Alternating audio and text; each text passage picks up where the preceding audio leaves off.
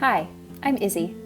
I'm an animator, motion graphics artist, video editor, graphic designer, illustrator. Basically, I wear a lot of creative hats. But above all, I'm a storyteller, so thanks for being here and taking a minute to listen to my story. So how exactly did I become an animator and storyteller? Well, it all started with this kid, a budding abstract expressionist who rocked that bowl cut, if I do say so myself. I loved to draw, and I thought I was pretty good at it. I was not. I drew everything in the shape of a bell for some reason. But I had a lot of fun with it and kept at it, and later learned film and digital photography.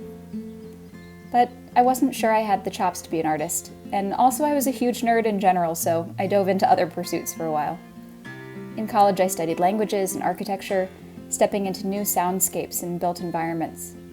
I analyzed texts, compared opinions, and wrote a lot of papers. I even wrote a whole thesis on the opera houses in Paris. After college graduation, a scared little voice in my head told me that art was not a practical path for someone who used to draw everything in a bell shape, and that I probably wasn't a very good artist anyway. So I found a job as a paralegal in Manhattan, took the LSAT, and set off to figure out if I should become a lawyer. The answer was no. I met great colleagues and friends at the law firm and learned how to work hard in a professional environment and deliver high-quality work product. But deep down, I kept feeling tugged towards art. So I decided to revive my childhood dream of becoming an animator. I researched graduate schools and taught myself how to animate. My first attempts were quaint. It took me a full day to do my first animation, this simple Ski Vermont doodle.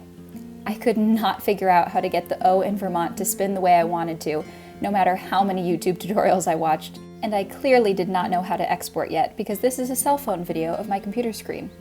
But it was a start. What followed were many months of practicing and being not so good yet, but trying to get better quickly to put together a portfolio for my grad school applications. Skill by skill, day by day, I befriended new software, learned the difference between vector and pixel art, and how to work with both, and slowly coaxed the ideas in my head onto the screen.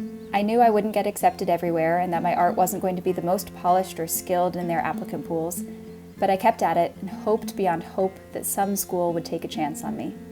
DePaul University gave me my shot, and soon I drove a car full of my belongings to Chicago and got started. 3 years of grad school and countless frames, concept sketches, illustrations, background paintings, and character doodles later, I have gained so many skills. From the purely technical, I can now export my work, to the artistic. I can not only make things move, but I can make them feel alive. I even made a whole short film, 5 minutes of animation that depicts my journey in deciding to undergo a preventative double mastectomy after learning that I'm at high genetic risk for breast cancer.